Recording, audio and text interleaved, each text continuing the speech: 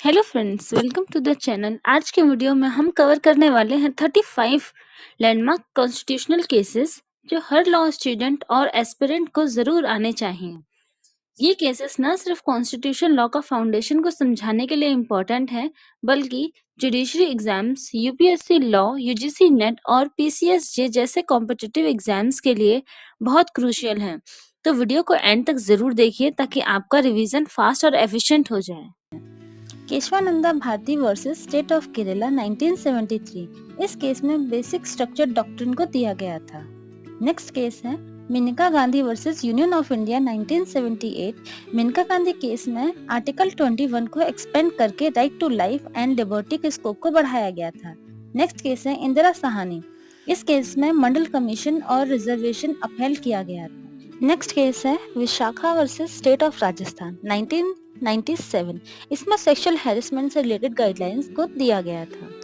Next case है नवतेज सिंह जौहर versus union of India 2018।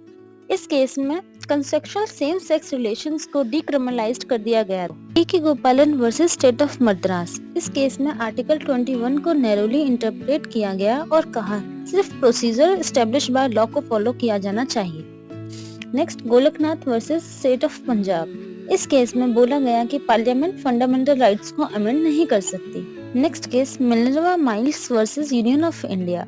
इस case में क्लियर किया गया कि फंडामेंटल राइट्स और डायरेक्टिव प्रिंसिपल्स के बीच में एक बैलेंस होना चाहिए।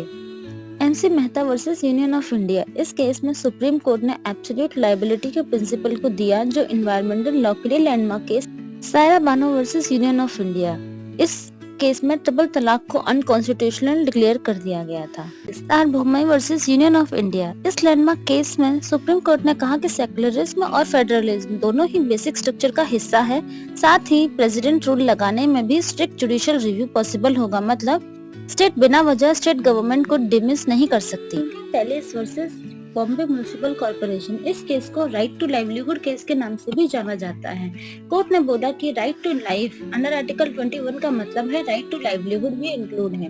बिना लाइवलीहुड के लाइफ मीनिंगफुल नहीं हो सकती। केशवानंदा भारती केस ये सबसे फेमस जजमेंट है जिसमें सुप्रीम कोर्ट ने बेसिक स्ट्रक्चर डॉक्ट्रिन दिया, मतलब पार्लियामेंट कॉन्स्टिट्यूशन को अमेंड तो कर सकती है लेकिन उसके बेसिक फीचर्स को डिस्ट्रॉय नहीं कर सकती। आर चोलो वर्सेस स्टेट ऑफ तमिलनाडु। इस जजमेंट में सुप्रीम कोर्ट ने कहा कि 9th शेड्यूल में डलने वाले जो भी लॉज हैं वो जुडिशियल रिव्यू के अंदर आएंगे अगर वो फंडामेंटल राइट्स को वायलेट करते हैं तो, यानी पार्लियामेंट अपनी पावर को मिसयूज नहीं कर सकता। Justice KS. Puttaswamy versus union of India case.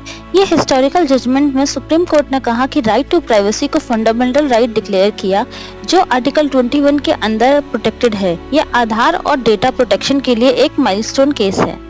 Berubari union case. इस केस में सुप्रीम कोर्ट ने कहा कि प्रियम्बल कॉन्स्टिट्यूशन का पार्ट नहीं है, लेकिन बाद में केशवानंदा भारती केस ने क्लेरिफाई किया कि प्रियम्बल भी कॉन्स्टिट्यूशन का इंटीग्रल पार्ट है। जबलपुर वर्सेस शिवकांत शुक्ला। इस केस में कोर्ट ने कहा कि इमरजेंसी के दौरान फंडामेंटल राइट सस्पेंड हो सकते हैं।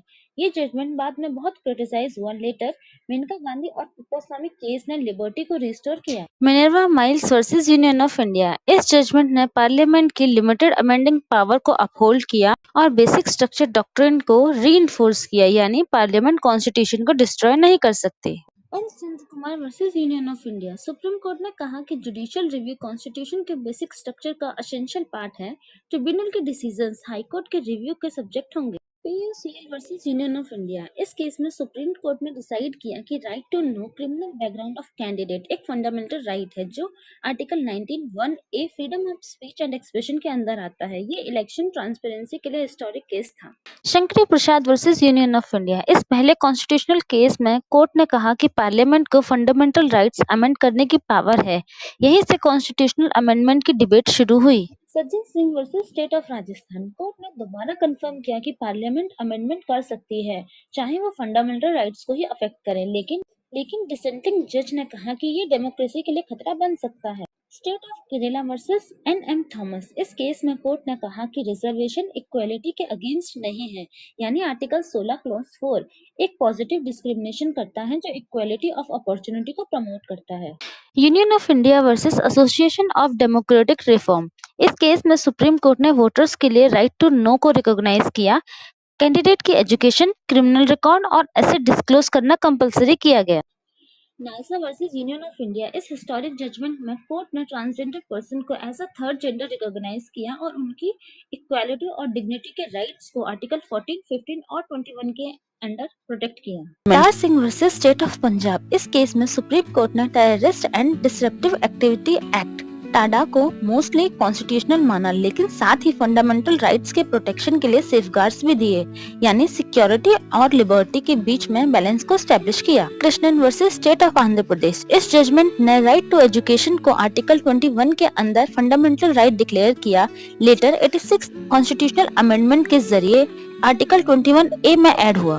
LIC of India versus consumer education research centre. इस केस में कोर्ट ने कहा कि right to health and medical care एक पार्ट है राइट टू लाइफ का। हर वर्कर और सिटीजन को हेल्दी लिविंग की कॉन्स्टिट्यूशनल गारंटी मिलती है। State of West Bengal versus committee for protection of democratic right. इस केस में सुप्रीम कोर्ट ने कहा कि हाई कोर्ट को CBI इन्वेस्टिगेशन ऑर्डर करने की पावर है बिना स्टेट गवर्नमेंट की परमिशन के। ये फेडरलिज्म और अकाउंटेबिलिटी दोनों के लिए इम्पोर्टेंट है। NCT of Delhi versus union of India. इस हिस्टोरिक जजमेंट में सुप्रीम कोर्ट ने क्लैरिफाई किया कि दिल्ली इलेक्टेड गवर्नमेंट के पास एग्जीक्यूटिव पावर है except public order, police and land. ये case centre and state relations के लिए टर्निंग पॉइंट था। Bijoe Emmanuel versus state of Kerala. इस केस में 3 स्कूल स्टूडेंट्स को नेशनल एंथम के दौरान खड़े रहने के बावजूद राष्ट्रगान न गाने पर स्कूल से निकाल दिया गया था। सुप्रीम कोर्ट ने कहा साइलेंट प्रेयर भी फ्रीडम ऑफ रिलीजन के अंदर प्रोटेक्टेड है। फोर्सिंग टू सिंग वायलेशन है आर्टिकल 25 का। Sunil Batra versus Delhi administration. इस केस में सुप्रीम कोर्ट ने कहा कि प्रिजनर्स भी अपने फंडामेंटल राइट्स रिटेन करते हैं। आर्टिकल 21 के अंदर टॉर्चर और सॉलिटरी कन्फाइनमेंट से बचाने के राइट्स हैं। जेल के अंदर भी ह्यूमन डिग्निटी सर्वाइव करती है। Common cause versus union of India. इस हिस्टोरिकल जजमेंट में सुप्रीम कोर्ट ने पैसिव एथनेशिया और लिविंग विल को लीगल माना, यानी पेशेंट डिग्निटी के साथ अपनी लाइफ को एंड करने का डिसीजन ले सकता है। Right to die with dignity under article 21। Joseph Shine versus union of India.